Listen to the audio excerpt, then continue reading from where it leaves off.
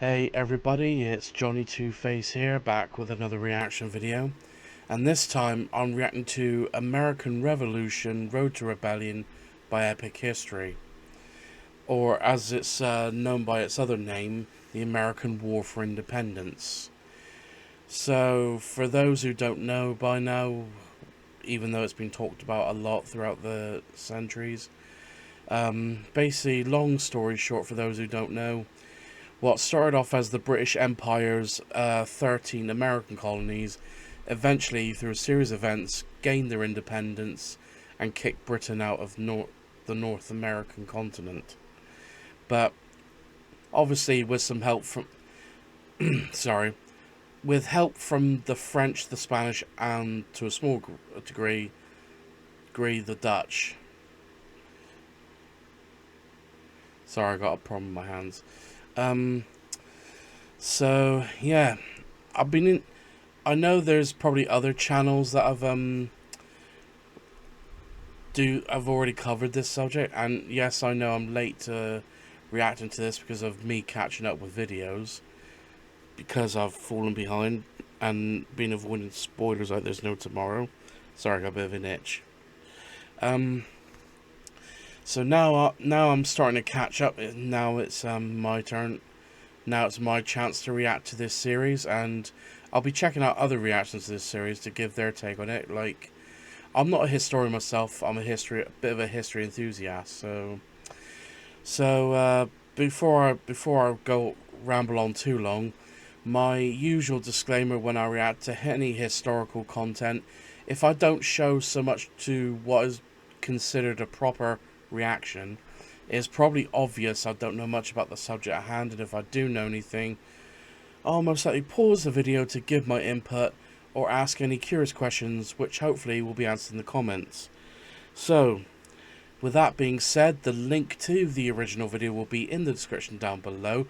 Please go and check out Epic History and hopefully subscribe to their channel and continue to support their channel. Sorry, got a bit tongue-tied. So, before I ramble on too long, let's full screen that. Make sure, yep, bring that up here. Yep, captions on for historical videos. Right, let's see how this video goes. 1763. The 7 Years' War. A global conflict fought by European powers. Slightly off topic, I have reacted to a series about Frederick the Great of Prussia, and that took place during the 7 Years' War, which was mostly between Prussia and the Austrian Habsburg Empire. But obviously they faced a little bit of opposition from the Russians, the Polish, the Swedes, and France. And it was mostly about Frederick the Great. And that was a series that was done by House of History. And just quickly, House of History is another great history channel here on YouTube, which I would highly recommend as well. But in the American continent, it was known as the French-Indian War. Is at an end, and the British Empire has emerged victorious. Dominating its French and Spanish rivals, it claims new territory in India, the West Indies. If I just go back a bit, if I remember rightly, because obviously this is before India became a united country, I know that I remember India having trouble with the Muslim invasion from this part of the Indian subcontinent, but also other European powers were already around here, which is known as the East Indies. Mostly Portugal, French, and Dutch empires already claimed to most of the East Indies. I think I got it. Feel free to correct me if I'm wrong about calling this section down here the East Indies. So the British East India Company, which wasn't really government thing. It was its own private thing. Decided to claim territories in the Indian subcontinent. New territory in India, the West Indies, and above all, Just quickly, the East India Company claimed to be loyal to the Empire, but really it was loyal to itself. Even though they claimed to do on behalf of the British Empire. North America. France must accept the loss of nearly all its colonies. Wow. 3 million square miles of land, comparable in size to all Europe. The British now rule an empire on which the sun never sets. Yeah. But in victory, the seeds of future conflict are sown. Unfortunately, this happens to every empire in history. You've seen, I think most other history, people who know about history, have seen it with the Romans, the French, the Portuguese, the Spanish, the Dutch. All empires across the globe have through a series of events sown the future seeds of future conflict. Sorry, don't know why I struggle to say that. The enormous cost of the war has ballooned Britain's national debt. One of the biggest reasons. Interest payments alone consume more than half its annual spending. Yep. And the vast new territories in America. Hang on, sorry. Yeah. 120 million in, what was it? Yeah, 1763. 120 million British pounds in 1763. Today is worth 2.6 trillion pounds. Hang on. Let me just do something quick. Okay, Google. What is 2.6 trillion British pounds in dollars? 2,600,000,000,000 equals 3,499,648,750,000 dollars. There you go.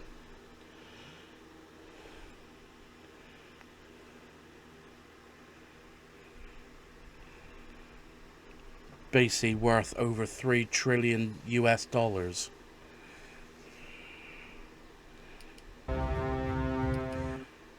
And the vast new territories in America will need defending from bitter imperial rivals who will look for any chance to reverse Britain's gains. Yep.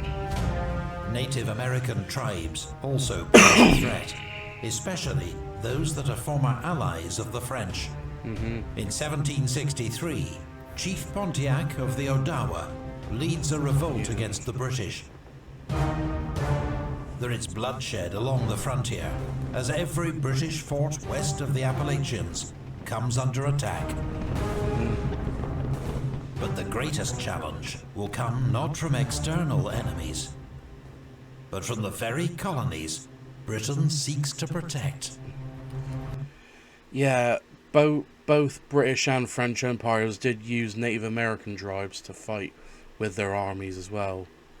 It was not just trade or conquest, it was allies and a bit of padding for their armies.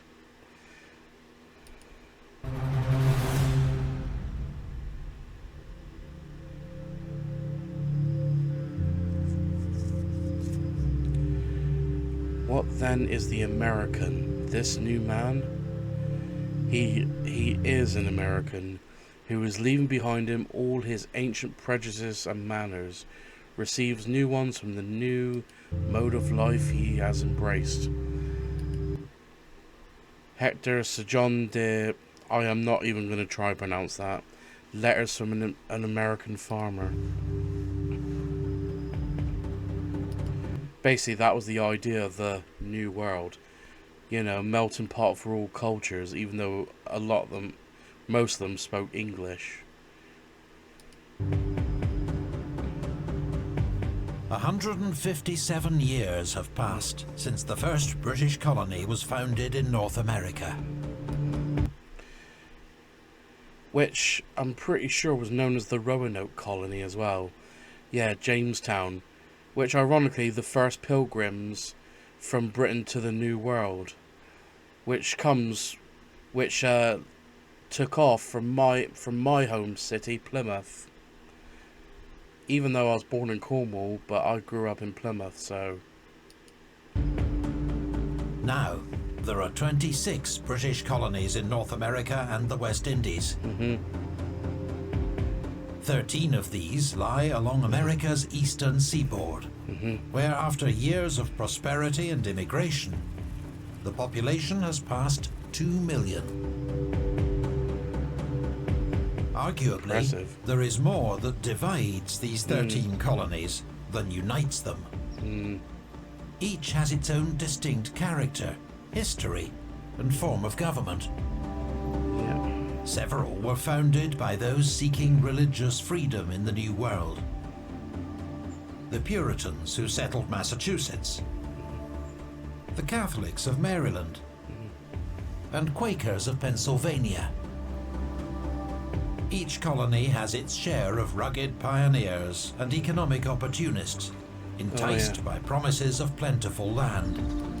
It should be noted that I have heard that that the taxation without representation was only part of the reason why the colonists, don't know why I did the exclamation mark, is why the colonists were seeking independence from Britain. It was also, you know, these opportunists that, you know, left Britain to come to the New World to settle, but were so unhappy that the British government at the time would not illegally allow them to settle west of the Appalachian Mountains. If you feel free to add any more context to that if you want to in the comments. But there are also many who arrive destitute, desperate, or against their will. Yes, slavery. Slavery is legal in all 13 colonies. In the north, enslaved Africans are a small minority, about 5% of the population. But in the south, the economy is dominated by slave plantations that grow rice, tobacco, and indigo. And cotton. In Virginia, African slaves make up around 40% of the population. Whoa. In South Carolina, 60%. I knew it was a lot, but I didn't know it was that high. I was expecting like maybe similar to North Carolina. But 60%. I kind of underestimated how big it was in the south. Early settlers had been overwhelmingly from England, but in recent decades, the picture has begun to change, with more immigrants from Ireland, Scotland, and Germany. All mostly because of imperialism and also because of the European empires, especially the British Empire. have helped to shape a new American culture, which makes a sharp impression on visitors. It is less deferential, more enterprising, increasingly self-confident. Old ties with the motherland are not what they used to be. Well, basically, it obviously, like every new civilization, it doesn't start off easy, but eventually the colonists will find a way at least to come to a sort of certain understanding, even though there's going to be some difficulties and obviously banter and, well, you get the idea. For most of their history, the relationship between the British government and its American colonies has been one of salutary neglect. To be honest, that could be the other reason. That could be another reason why for the calls for a revolution. Colonies had been largely left to manage their own affairs, while Britain focused on more lucrative possessions in the West Indies and India. Yeah, But this is about to change. especially since India was once known as the jewel of the British Empire, which might have started off, if you take a wide view, it looks great, it looks promising, it looks delightful, but it's when you look closer, it paints a very different picture, and not one you'll be happy to feast your eyes on. But unfortunately, for the context of learning from the past, it's necessary. That's why I tend to say is try to always learn history with an open mind. A lot what you discover is not going to be an easy pill to swallow, but you may find it's necessary, especially since more sources are coming out nowadays. But anyway. Britain faces an extraordinary debt crisis, and many expect the colonies to help meet the cost of their own defence. It seems a reasonable expectation. The average American's tax burden is a fraction of that paid by the average Briton. By one calculation, a Briton pays 26 shillings a year in tax. A New Englander, 1 shilling. But it is the manner in which the British government goes about raising taxes that will put it... People say, what's the worst thing about Britain? And I'll happily answer you, politicians. And the colonies on a collision course. That's why when we say about other countries having corrupt politicians, I said, we know what it's like to have corrupt politicians because we got them. But anyway, I don't want to ramble on too long about that. I'm not getting into that here. If America looks to Great Britain for protection, she must enable us to protect her. If she expects our fleets, she must assist our revenue. Edmund Burke, Member of Parliament. Oh boy.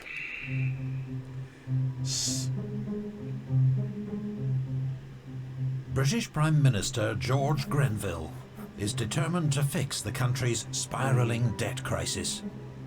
He believes new colonial taxes must be part of the solution. In 1764, he proposes 2 new revenue-raising measures.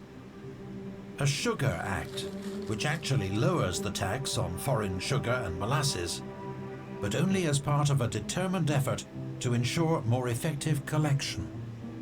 And a Stamp Act, which will tax all commercial and legal documents, from newspapers and playing cards to attorneys' licenses and land grants. These relatively minor taxes are not expected to cause much fuss. Englishmen have been paying them for 70 years.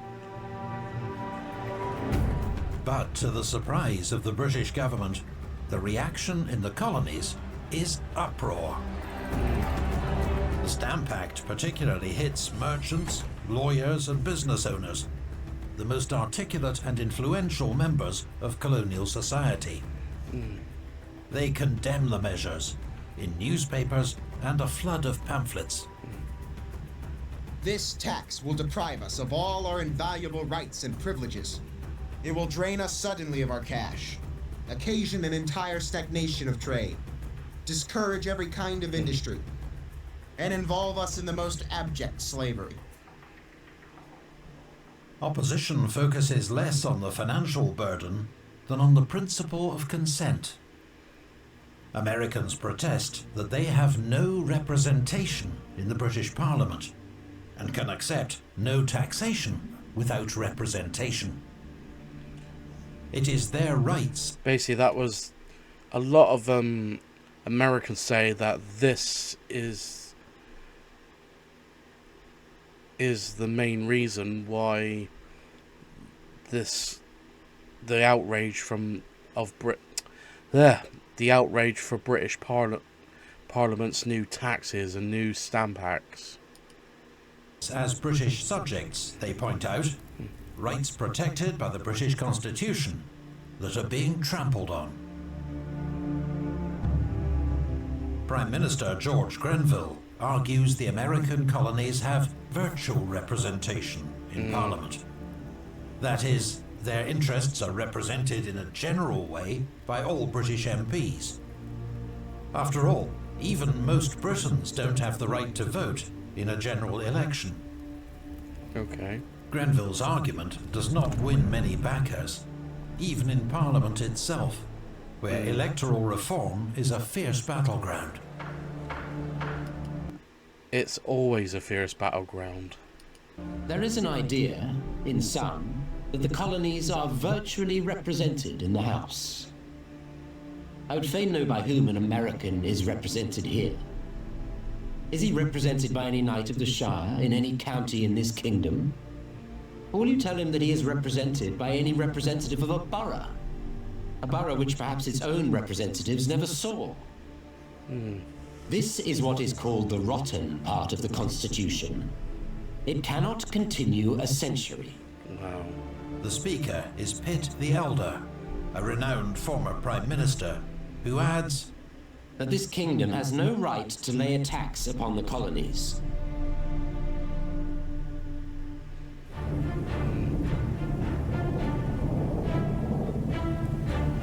What greater glory can a New England see than stamp men hanging from a tree, inscribed on an effigy of Andrew Oliver, tax collector.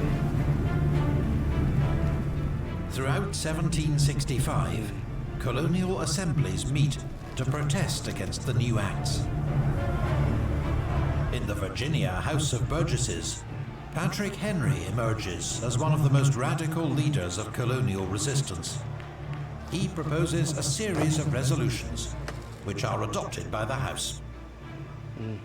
Resolved, that the first adventurers and settlers of His Majesty's colony and dominion of Virginia brought with them all the liberties, privileges, and immunities that have at any time been held, enjoyed, and possessed by the people of Great Britain. Resolved, that the taxation of the people by themselves, or by persons chosen by themselves to represent them, is the only security against a burdensome taxation.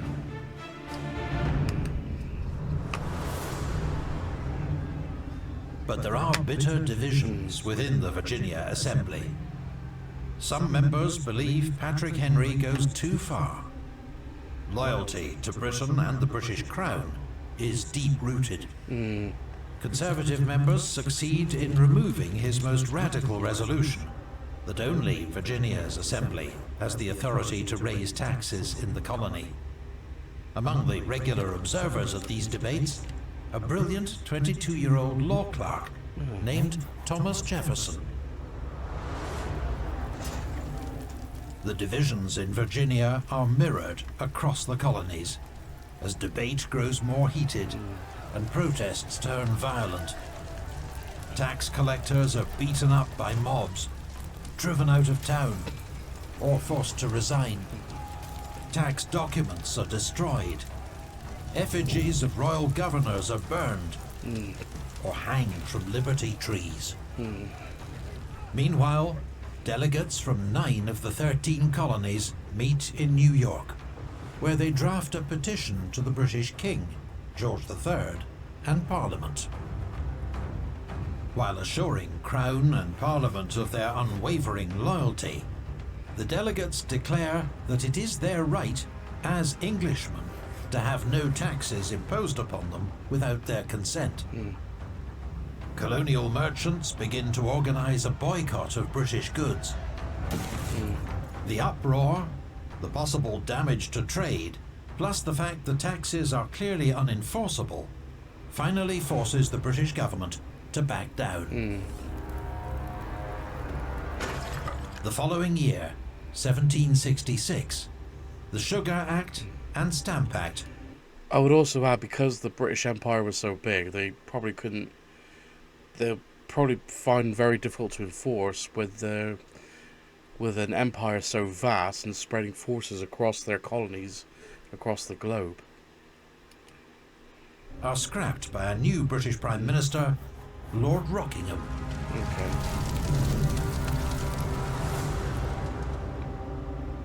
The colonies have won a major victory. But the British Parliament does not back down over its right to raise taxes in America.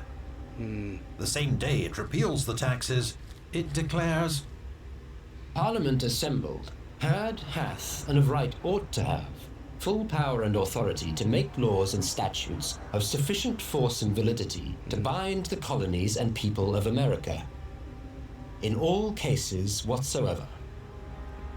The words seem calculated to outrage America's colonial assemblies and convince many that though this storm has passed, another will surely follow. Suppose a military force is sent into America. They will not find a rebellion. They may indeed make one. Benjamin Franklin to Parliament. Yeah. 1767. 1 year on, Parliament passes a new series of measures to raise revenue from the colonies and demonstrate its authority over them.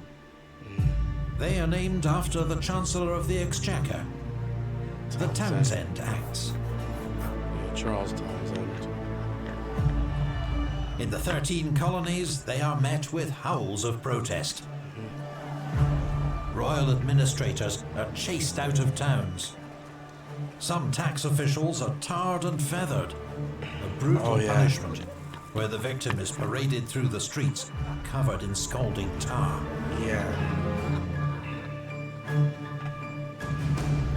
A new term emerges for these rabble-rousers. Yeah. Sorry. That's the people tend to forget when they say tar and feathered. It's...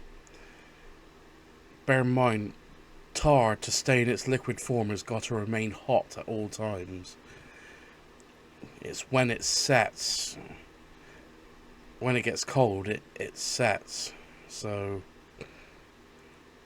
yeah, you can imagine you're actually in agonizing. You're not just humiliated with the feathers. You'll be boiling from the tar all over the skin. And it's almost impossible to remove without surgery. A new term emerges for these rabble-rousers. Patriots. Colonists who seek to avoid confrontation with Parliament become known as loyalists. That's the major division. Many communities and even families will soon be divided between these two camps. Yep. Though for now, most are somewhere in the middle. Among the patriots in New England are a group calling themselves the Sons of Liberty. Led by Samuel Adams, they include merchant and smuggler John Hancock, physician Joseph Warren, and silversmith Paul Revere. Okay, I didn't know Paul Revere was a silversmith. The crisis comes to a head in Massachusetts. Boston has been a hotbed of patriot activity since the Stamp Act. Looks like we're getting to the famous Tea Party. Tension rises when British soldiers are quartered here in 1768. On the 5th of March, 1770, an altercation between soldiers and locals turns into a tense standoff. Taunted by an angry crowd hundreds strong, pelted with snowballs and rocks, the small British detachment The Boston loses its Massacre. nerve and opens fire.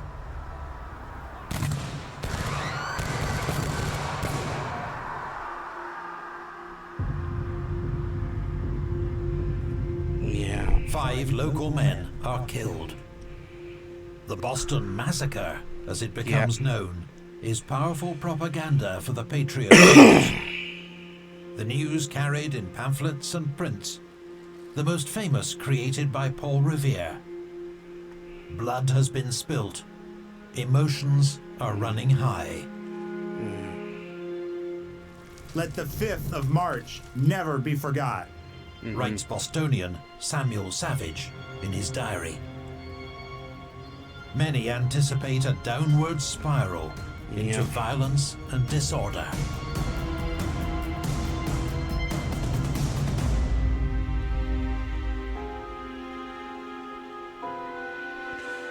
The inhabitants are greatly enraged and not without reason. Dyer John Rowe, Boston merchant. Despite the bloodshed in Boston, there are many on both sides who seek to de-escalate the crisis between British, Loyalists and Patriots. The British Governor of Massachusetts, Thomas Hutchinson, withdraws the troops from Boston and has those involved in the shooting put on trial. They are acquitted of murder thanks to the efforts of their skilled lawyer, a noted patriot, John Adams. Okay.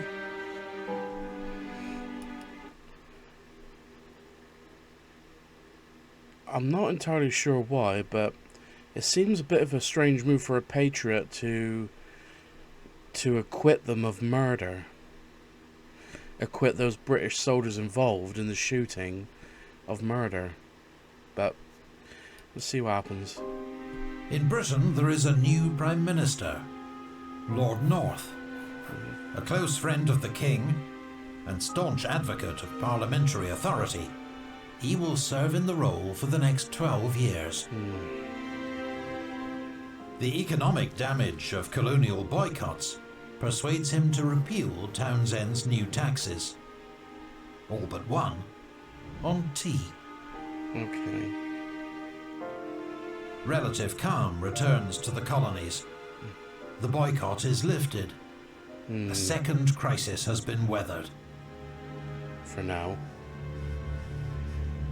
But in New England, hostility towards the British government lingers. Yeah.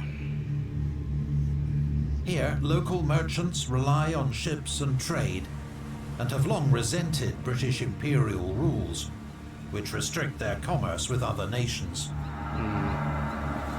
Many patriots, like John Hancock, make extra money by smuggling goods into the colonies, bypassing British import duties. British efforts to clamp down on smuggling do not make them any more popular. Royal Navy warships are used to inspect and seize vessels belonging to prominent local figures, like John Hancock. To the outrage of New England merchants, the British also begin trying suspected smugglers in special Vice Admiralty courts, rather than the more sympathetic local courts. In 1772, the Sons of Liberty hit back, boarding the Royal Navy schooner HMS Gaspé and setting it ablaze. Meanwhile, in Britain, the Empire's largest corporation is on the verge of bankruptcy. It's the East India Company, isn't it? The East India Company has a monopoly on British trade with India, China, and the East Indies. Yeah. But a credit crisis now threatens its survival. In 1773, to help keep the company afloat, Parliament grants it the right to sell tea directly to the American colonies. The company also receives tariff exemptions that will make its tea cheaper than that of the local smugglers. But a small tax of 3 pence per pound of tea remains in place.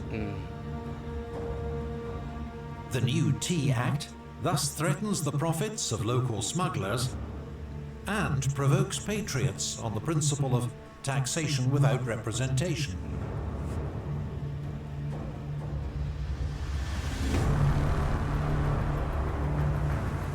As 7 company ships cross the Atlantic, packed with 250 tons of tea, the Sons of Liberty and others pressure tea dealers to reject the shipments. Sorry, When one ship arrives in Philadelphia, thousands of locals threaten anyone who helps to unload its cargo. Most of the ships are forced to turn back. In Boston, however, Governor Thomas Hutchinson has had enough of boycotts. He ensures that 3 company ships enter the harbor.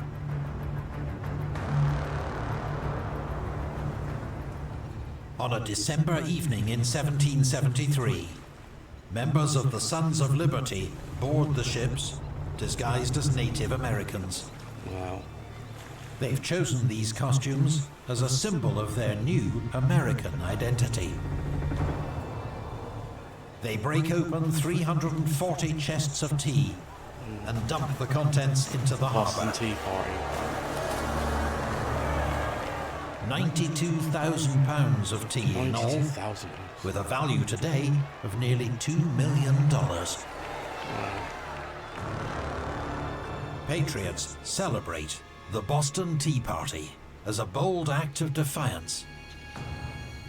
And it is just the most famous of several such acts in numerous ports and towns. And obviously these don't get talked. These don't get talked about from my perspective. Probably to most Americans have talked about this, but they mostly talk about the Boston Tea Party.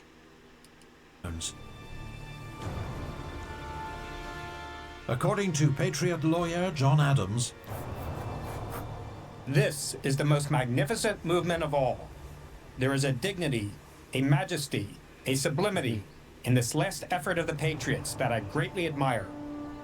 The people should never rise without doing something to be remembered, something notable and striking.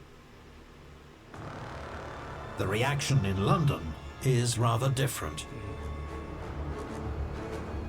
The British government sees only lawlessness, mob rule, and an outrageous attack on private property. Enough is enough. If the government does not act firmly now, its authority in North America will lie in tatters. The time for restraint is over. The gloves are coming off. But it did show that it was a war that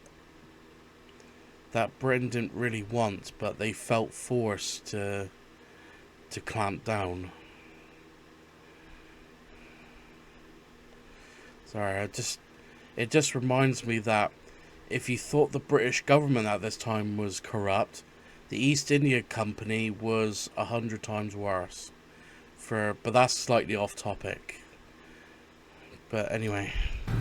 Today, there are probably more original, high-quality history documentaries being made than at any time in history, covering everything from art to food, gaming, and of course. And for everyone else watching, we hope to see.